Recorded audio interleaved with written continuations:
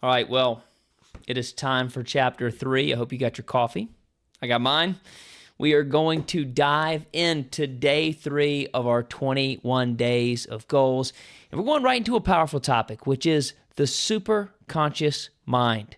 Now, this chapter is all about unlocking your full potential by moving beyond those surface level thoughts and helping you tap into a deeper, more creative part of your mind. Now, Tracy captures this perfectly on page 32. Let me find it right here. I made a note. Yes. He says, the law of superconscious activity, perhaps the most important mental law, states that any thought, plan, goal, or idea held continuously in the conscious mind must inevitably be brought into reality by the superconscious mind. And that's what we're going to explore. So the superconscious mind comes alive when we have clear, written specific goals, when we have an intense desire to achieve those goals, when we regularly visualize success, and then number 4, when we have consistent and focused action toward those goals. So the point here is when we set clear and specific goals and we keep them in front of our mind, our brain starts working in the background, trying to find pathways to achieve that goal, even when you're not consciously thinking about it. I view it like one of those moments when someone asks you a question and you know the right answer. It's on the tip of your tongue, but you just quite can't recall it. But then 2 days later, it just pops into your mind out of nowhere. That was your brain working on it the whole time in the background, connecting the dots, trying to solve the puzzle. Well, our brain works like that when it comes to our goals as well.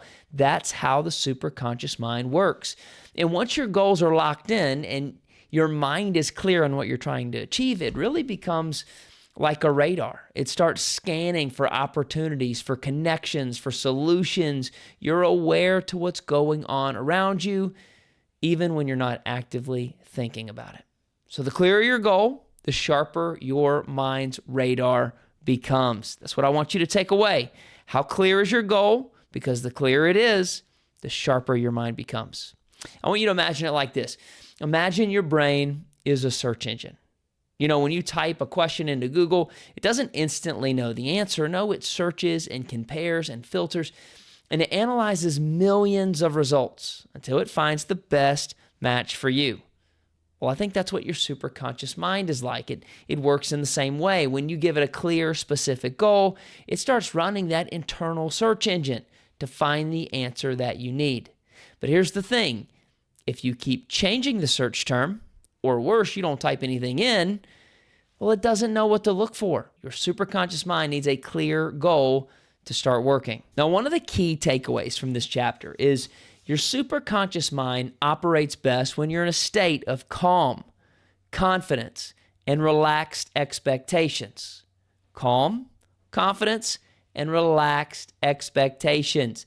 Tracy explains that when you relax, when you visualize, and when you emotionalize a specific goal, you activate your superconscious mind to deliver insights, ideas, solutions, all the things that you're looking for in completing it.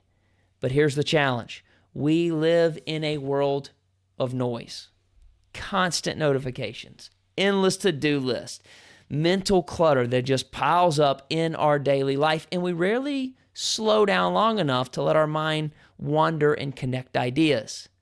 So the question is, how can we create a space for our superconscious mind to work? At the end of this chapter, Tracy suggests a very powerful habit to help get our superconscious mind going. I want to share it with you. He says, how can you begin a daily practice of solitude and meditation?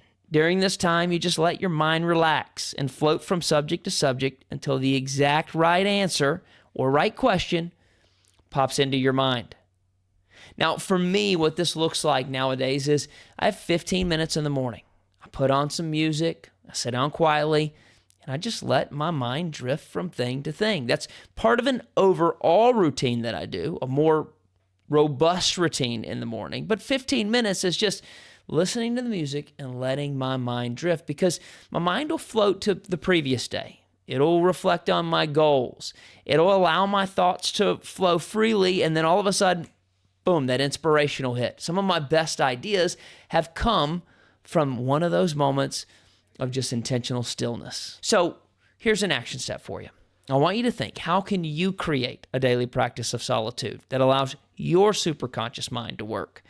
And to do that, I want you to think of when you could set aside 10 to 15 minutes. Is that in the morning? Is that in the evening?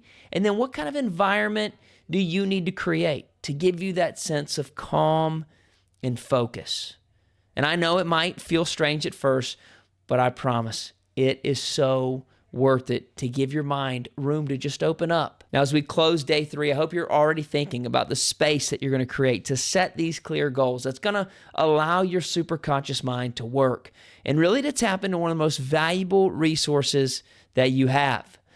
Now, in the early days of reading, you're now stacking some wins. You're staying consistent. You're being committed. You're showing up. I want you to save some fuel for that fire. And if you're joining us back on day 3 because you missed it along the way and now you're redoing this day, I want you to be encouraged. All you got to do is show up tomorrow for day 4. We will dive in that together. I'll see you then.